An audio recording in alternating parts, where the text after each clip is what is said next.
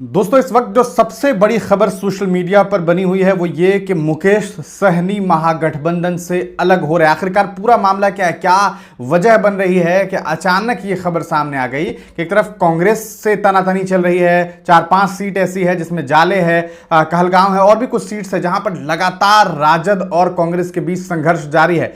List ये अलग बात है कि बहुत सारे विधानसभा क्षेत्र का जारी कर दिया गया है, प्रत्याशियों को पीला लिफाफा देना शुरू कर दिया गया, लेकिन अभी भी पेंच फंसा हुआ। और अब ये एक नई बात सामने आ गई है कि भाई मुकेश सहनी, क्योंकि आप जानते हैं रात में लगभग 3 बजे के आसपास तक मीटिंग हुई है राष्ट्रीय जनता दल कार्यालय में, लेकिन वहां मुकेश सहनी नहीं पहुंचे हुए थे। और अब ये खबर सामने आ गई है कि मुकेश सहनी शाम में प्रेस कॉन्फ्रेंस करने वाले हैं। और आपको बताते चले होटल मौर्या में मीटिंग होने की संभावनाएं है, प्रेस कॉन्फ्रेंस होने की संभावना है। और यह भी खबर सामने आई कि भाई कन्हैया कुमार को भेज दिया गया है कि जाइए जाकर के मनाइए, मनाने का पूरा कार्यक्रम जारी है।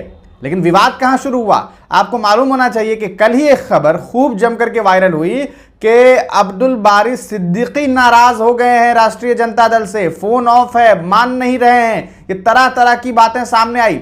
अब बहुत सारे लोग कहेंगे कि भाई ये खबर क्या है, ऐसे ही है, बगैर स्रोत के खबर है। लेकिन खबरें ऐसे नहीं निकलती मेरे भाई। अलीनगर सीट, आप समझिए, अलीनगर वो सीट है जिसे कहीं ना कहीं सिद्दीकी साहब ने सींचा, लेकिन टिकट किसके हाथ लग गया? वीआईपी के हाथ। वहां से पूर्व आईपीएस अधिकारी नूरुल हुदा को टिकट दिया गया है। और इसको लेकर के कहीं ना कहीं औपचारिक तौर पर ऐलान होना शायद बाकी है, वो भी हो जाएगा। लेकिन जब नूरुल हुदा को टिकट वहां से दिया गया, क्योंकि उन्होंने एनआर भी कटवाया है, इसके अलावा आप सबसे बड़ी जो सीट है वो है गौड़ा बराम सीट। आप सोचिए, मुकेश सहनी का घर है भाई वहां पर। वहां उनके भाई संतोष सहनी ने, इसके अलावा उनकी जो पत्नी है उनके नाम पर, यानी कि इन दोनों के नाम पर जो सूत्र बताते हैं कि एनआर कटवाया जा चुका था कि दोनों में से कोई वहां से प्रत्याशी होगा। लेकिन देर रात कहिए एक बड़ा फैसला ले लिया गया, और वो फैसला राष्ट्रीय जनता दल ने अपने पूर्व प्रत्याशी को, यानी कि अफजल खान को टिकट दे दिया है लालू प्रसाद यादव ने, जो तस्वीर सोशल मीडिया पर सामने आ गई है। मतलब ये कि एक तरफ गठबंधन भी हो रहा है, दूसरी तरफ उनके ही सीट पर, यानी कि उनके घर में, उनके जहां पर उनका अपना सीट बन रहा है। क्योंकि हालांकि राष्ट्रीय जनता दल पहले चुनाव लड़ चुकी है, अफजल खान पिछली बार चुनाव लड़े थे, मुझे लगता है 52,000 के आसपास, 5500 वोट के आसपास से वो चुनाव हारे, सिर्फ 5500 वोट के।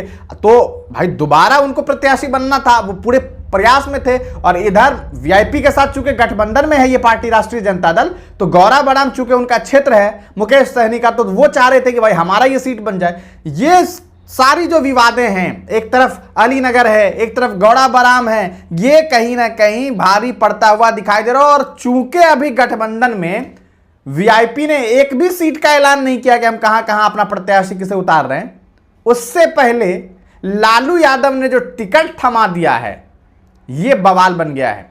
और आप जानते ही हैं कि भाई मुकेश सहनी का डिमांड देख लीजिए। मतलब ऐसी बात है कि कोई बंदा है जिसे 3 वक्त खाने का उपाय नहीं है, उसके पास खाना नहीं है, लेकिन वो बात कर रहा है कि भैया ऐसा है कि हम बुर्ज खलीफा के पहला वाला फ्लोर पे चढ़ करके खाना खाना चाहते हैं। मतलब मुकेश सहनी का डिमांड देख लीजिए। डिमांड कर रहे हैं कि हमको कम से कम 30 सीट चाहिए। डिमांड कर रहे हैं कि डिप्टी सीएम से नीचे बातें नहीं करेंगे, दूसरा सहनी का बेटा होगा दूसरे नंबर पर।